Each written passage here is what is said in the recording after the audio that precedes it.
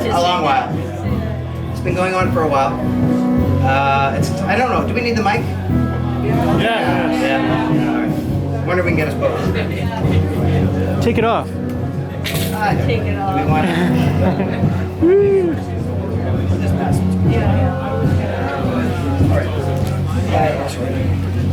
So Saraphin's been doing Asylum Squad for a while. We don't even want to calculate.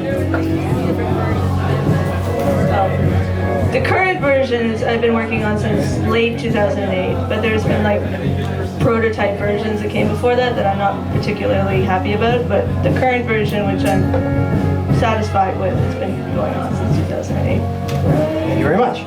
So there's two books at the back of Asylum Squad. They're trade paperbacks. They're small in size. One's $10 and one's $13. So I encourage you, please get up during our talk and go back and take a look at Sarah's work. Those are the first two books in the series? Second and third, unfortunately, I don't have any of the first and the fourth printed right now. They're out of print. When are you going to raffle off your original artwork? When I feel safe letting it go. All right, thank you. All right, is it something, I want to talk about Asylum Squad. Is there something that you can help to contextualize for people about Asylum Squad? Tell them what's the story of Asylum Squad. Well, basically, it's a Mad Pride comic, and Mad Pride, if people don't understand the term, is like gay pride, but it's the lunatics pride. It's the people with mental health experiences pride. And I started the comic, actually there was a book that came out before the ones that are out there called The Psychosis Diaries, and I started that one while I was in CAMH for a year-long stay.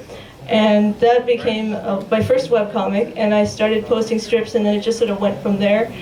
Then I did Monster Hospital 1 and 2 after I took some writing lessons from Ty Templeton, because the first book really was just an experiment with writing. I didn't really know how to write, but people liked it anyway because it was raw and it was kind of honest and stuff.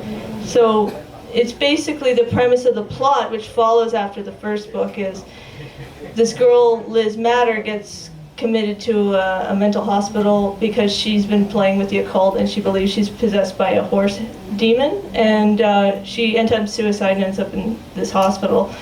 And she forms a clique with some other psych patients in there, and they call themselves the Asylum Squad, and they are applying for an experimental drug treatment program called the Agnya Project, which comes in the second act, which allows them to go into their sleep, like sort of Jungian style psychology, to battle their demons of psychosis as superheroes. So it's kind of like a sort of satirical kind of take on the mental health system with fantasy elements. That sounds fantastic. How long have you been running it now? Well, the plot has been going since, let's see, 2012, I think.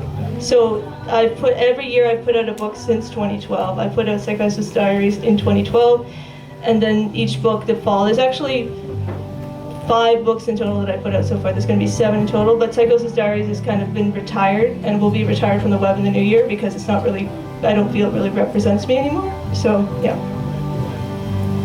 That's fantastic. I was going to ask, when did you first start coming to the Comic Jam? I know you've been coming for a while. I started coming in 2010. I was going to Max the Mud Animation School at the time, which I later dropped out of for circumstances. And I had actually heard of the Comic Jam years before from Ruth Tate. Do you remember her? Ruth Tate? I had known her through other connections, and she kept insisting that I come, but I never did. Until I met Scott Breeze, and he insisted that I go, and then started going, and the rest is history. That's very nice. I didn't mention Ruth Tate. Ruth Tate also played a prominent role in the Comic Jam in the earlier years. I guess around 2002, 2003, 2004. She got a lot of high-profile artists to come, including Gabe from the Globe and Mail. Yeah, it was fun. It was really fun, and there was a lot of energy going on in the Comic Jam at the time. So I'm just going to refer to my questions. Can you talk about some other comics that you were interested in that helped to inform Asylum Squad? My influences for Asylum Squad have been ranged from Jonan Vasquez, who does Invader Zim and Johnny the Homicidal Maniac. Let's see, another influence was Hewlett and Martin, who do Tank Girl. Particularly, Hewlett, I kind of was really inspired by his art. Not that my art looks like his, far from his technical prowess, but he is sort of an inspiration. So maybe some of the angular kind of shapes that I get in my inking are sort of based on that. And of course, I always forget her name, but the creator of Sailor Moon is another major influence because of some of the elements of the storytelling. Naoko Tsuki? Something like that. Okay, yeah. Those are the main influences I can think of for the comic. And I actually grew up reading Archie, and Garfield when I was a little kid. And I don't know if maybe some of the Archie inking techniques snuck in somehow subconsciously, but maybe. Can you talk a little bit about your process? How do you create your comics? Do you write them on the paper? Do you draw directly to tablet? Do you scan them? Do you color them online? But you're part of it with a computer? Well, what I do is first I script everything, which I think everyone does. Well, I take notes. I run through the notes over and over again. Like I'll brainstorm. I'll script. I'll rescript. I'll rescript. I don't follow the traditional format because I'm the only one working on it, so I don't really feel like I need to have it formatted because I'm not working with another artist. Then I use Canson manga board. I think Canson. Sometimes I will do thumbnail sketches like I should. So, and sometimes, usually I don't. Usually I'm just like, I'll just fuck it. And I'll just draw it straight and then pencil it until it, it looks right. Then I'll ink it lightly, and then I'll erase the pencils, and then I'll refine the inks. I do all the lettering by hand, by the way, because I find that digital lettering is stale, and I'm more likely to make a typo with digital lettering than yeah. Because you're more concentrated on the spelling when you're writing it. Do you know what I'm talking about? Yeah.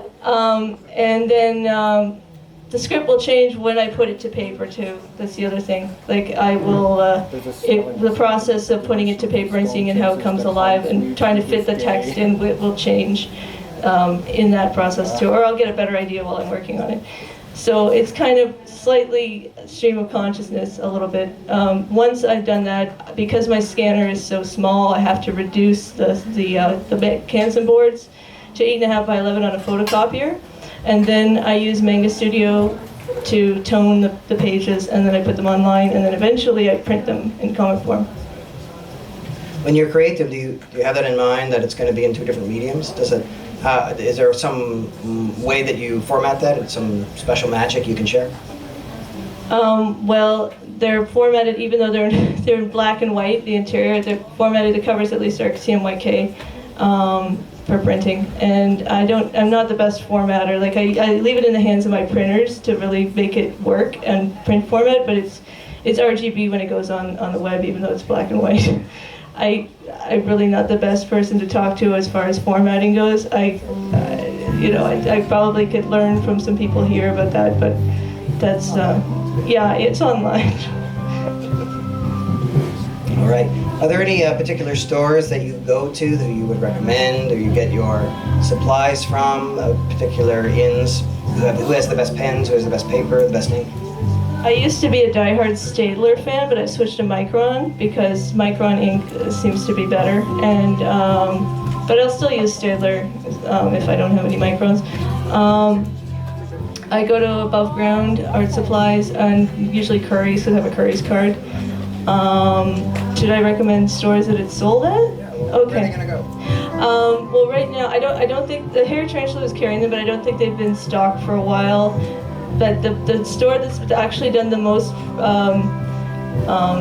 promotion has been Caversham Booksellers, which is a psychology bookstore on Harvard, and they've been the best at promoting the books. They take them to conventions and they have them on their website, and it's just been whoa, these guys took it really seriously. The comic book stores, they've been supportive, but they haven't been this one psychology bookstore has been amazing. But Beguiling has been supportive as well. They carried them as well, and they used to sell at the Sonic Boom, but they stopped carrying them, and so did Snail because they downsized their indie section, and I'm still pretty indie, so. Yeah, there's an interest in your work in the, I guess, in the medical community. So you want to talk about that? Well, I've actually stirred up some shit at CAMH with my work. Like, my friend Lucy Costa works at the Empowerment Council, which is kind of like an oasis for mental patients in the CAMH Queen Street grounds. There's one page that I did about coercion and community treatment order, which, if you don't know, is when they legally force medication on you outpatient. So they come to your door and they yank your pants down, they shoot a needle in your ass. So I was writing about that because I actually went through that. And she showed this comic to a bunch of young psychiatrists who were like supposedly like open-minded and like the new hip doctors, and they fucking lost their shit over this stupid comic. Like, I thought, if you lose your shit over a comic strip, how are you going to be a psychiatrist when you have to deal with like these intense problems that people have? So there was that, and apparently a well-meaning psychiatrist at the Clark site college in Spadina had shown one of the books of Monster Hospital, I think, during some meeting or something, and the other staff members were like, "Oh, you can't show this. This is propaganda." Blah blah blah. It's not even anti-psychiatry. The comics. It's just critical of the kind of treatment that people who have been labeled psychotic go through, because it's pretty dire still to this day, and that's sort of the message. That's one of the themes of the comic anyway. So yeah, but it's also very popular. One of my most famous fans is Patch Adams, like the clown doctor. Yeah, he's one of my most famous fans. He actually wrote a blurb on the back of the young ones that's on sale up there. Like, he wrote a blurb on the back of the one with the green on it. Let's see. Yeah, there's just been a lot of attention in the medical community. I've done panels and stuff at U of T, and my art's hanging in a gallery in Liverpool at the museum and gallery in Liverpool right now. And they just did a panel there because there's a lot of themes of spirituality in the comic as well, on spirituality and mental health, and where they collide and where they can be confused. Like, there was a panel about that too. So you've had some negative and then some positive effect on the medical community. Yeah, like it's been both. Like, it's been a lot more positive, though, I have to say. Like, the negative has been people who just don't understand the full message. Like, I don't slam people for taking meds or anything like that. There's actually characters who'd say, I need to take meds in the comic. But they also talk about the downside, like the weight gain, for example, and stuff like that. It's just a balanced critique, and I think, been accused of being a polemic, but it's not. It really is just a take on things that could be improved upon. Where do you see your work going after this? After you finish this, your current Asylum Squad, do you have other ideas in the future, or are you waiting to get through this one? I think I'm waiting to get through this one. I really don't know. David Craig here and I are kind of like brainstorming a character right now you'll see him, his name's Big Phony. He's a character I invented one time at the Jam, and David Craig just took him, like amped him up like 200%, and like did this character. Yeah, he's on the cover. It's the phone with the pen on the latest the colored book. He's on that one, and he's like this Britishy phone guy who's like tells a lot of fibs about like fighting Nazis, and it's just an absurd. It's still in the works. Like, we're still trying to figure out the themes of it and stuff, and maybe we'll collaborate someday. I don't know, but I would love to maybe do something silly after this serious book that I've done. Something that's more lighthearted and ridiculous, I think. I want to say thanks for coming up and talking to us about your comic and sharing your experiences with us so other people could learn. Congratulations on the work that you've done and the effect that it's had. Yeah, thanks very much. You want to say anything before we move on? Sure. So just a couple things. First off, there is it's still a slow-moving process, but I signed a contract with a Degrassi television director named Eleanor Lindo, and she's going to be doing a short based on one of the backstories from the Psychosis Diaries, but based on the protagonist's backstory. And we're still like trying to get grants right now. Like I think we've got a script that works. We've got a writer, we've got a small team building, but film can take many years before it actually goes anywhere. So when I talk about the film is still happening, like I'm serious. This woman doesn't give up on projects she takes on. She told me that from the get-go, so it's not like she's just gonna let this slide. I also, just for fun, recently made an RPG based on the first act of my comic. It's called Asylum Squad Code White, and it's a little RPG Maker fun game. You can download it on itch.io. And I think the Mac version is having problems right now. I made it on a Mac, but the PC version apparently is working. The Mac version, I don't know what's going on. But you could try it if you want, if you just look up Asylum Squad Code White on itch.io, which is etch.io. It's an indie game development, or indie game site where you can download indie games. Oh, and I have a new publisher who's going to be publishing the book on a grander scale. They're from Los Angeles, and they're called Distrudo. And I no idea when the release will be, but sometime hopefully in 2017. It'll be a collection of 4 of the books together. So that's all I can think to say. Thank you. Thank you so much. Congratulations. You met her here. Met her here. Don't forget. All right. I'm going to ask now, maybe we'll take a